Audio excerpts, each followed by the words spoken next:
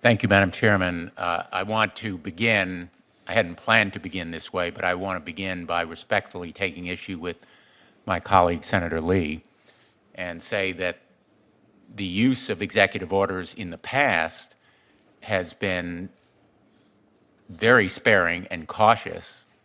And in fact, in my view, the numbers of executive orders, which have been far less than any recent president, reflect that very sparing and cautious use, in my view, too cautious and too sparing. And I applaud the president's apparent determination to use his authority more aggressively and more vigorously in areas that matter so much to the well-being of the American people, particularly when it comes to economic opportunity, as well as to immigration and veterans issues. The basic concept here is that the president is using his authority, whether you adopt the construct of 3 categories or any other method of analysis. At the end of the day, the president is simply executing the law and using authority that has been granted to him by Congress for the well-being of the American people, to protect their health and safety and to advance the national interest. And in my view, and I've expressed this view through the subcommittee that I chair on regulation, in some instances, the delay in using that authority has been more on the side of caution than on the side of how aggressively it should be used. So I think your position that any use of executive power will be in accordance with the law and his legal authority clarifies the point that I think has been missed in a lot of the reaction to the president's speech, where some of his critics have said that he's going to be legislating or bypassing the Congress. In fact, he is using legislation that has granted him authority. Let me just say on the issue of sex trafficking, I welcome your comments on that score. I've proposed a resolution, bipartisan resolution, with my colleague Rob Portman, who is not a member of this committee, basically saying that there should be more vigorous enforcement of these laws, particularly around the time of the Super Bowl, because the trafficking on websites like Backpage.com tends to increase during this time. So I welcome your comments.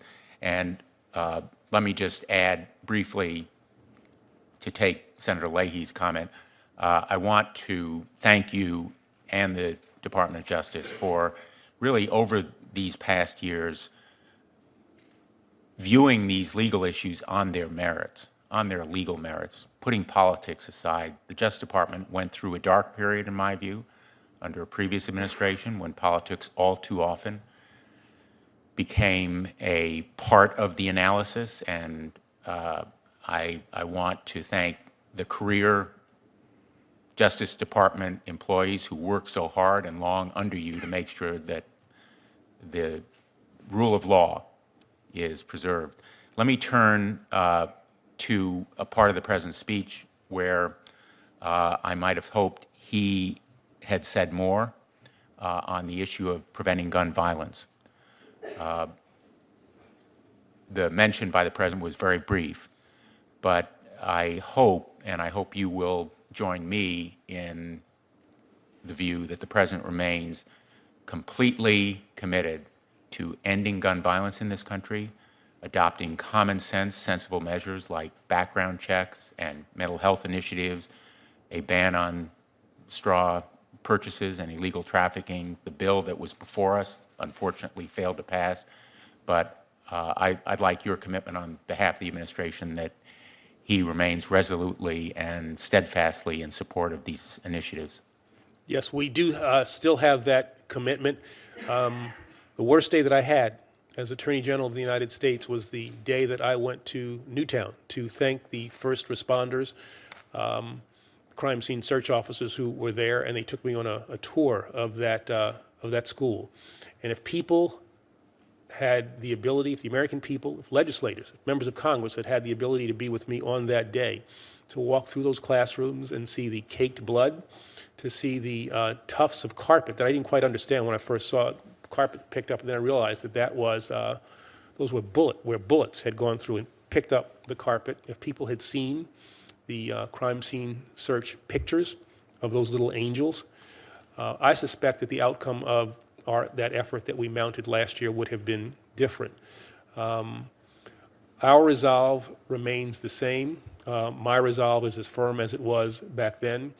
And I think what we should also understand is that the vast majority of the American people still want those common sense gun safety measures that we advanced last year.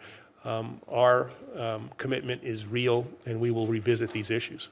And on the subject of the use of the President's authority, my hope is, and I would urge that he take whatever action is possible, as he has done in a number of steps already, and as you have done in trying to clarify the mental health issues that have to be reported to the NIC system.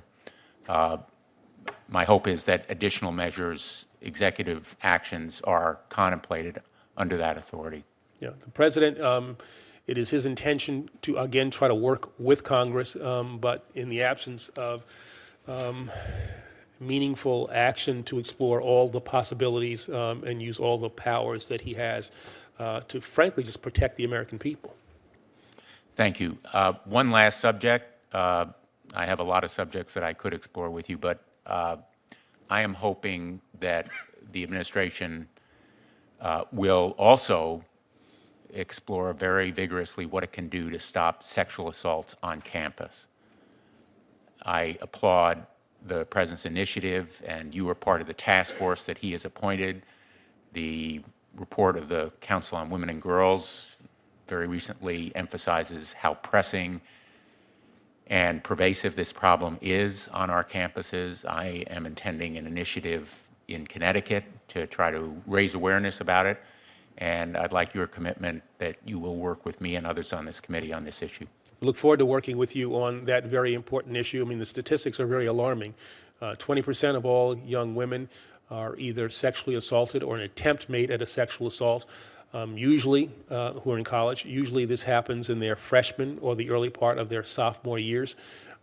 We are going to try to use those kinds of statistics and the work of this task force that the President has put together to try to deal with that issue, and we will look forward to working with you and other members of Congress in trying to come up with meaningful ways that we can deal with an issue that has too often been, if not ignored, not given the attention that it deserves. And just so no one thinks that this issue merely involves rhetoric, there is a legal basis for action in Title IX and other federal statutes for the federal government to be involved in protecting women against the ongoing assaults and other kinds of harm that they suffer on our campuses.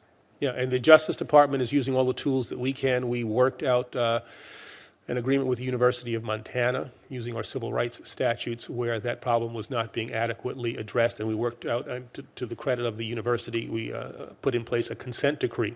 And other universities, as I now understand it, are talking to University of Montana to see what measures they have put in place, and it is our hope that this kind of thing will expand and cover more college campuses. Thank you very much. Thank you for your testimony today and for your and the Department of Justice service to our nation. Thank you. Thank you.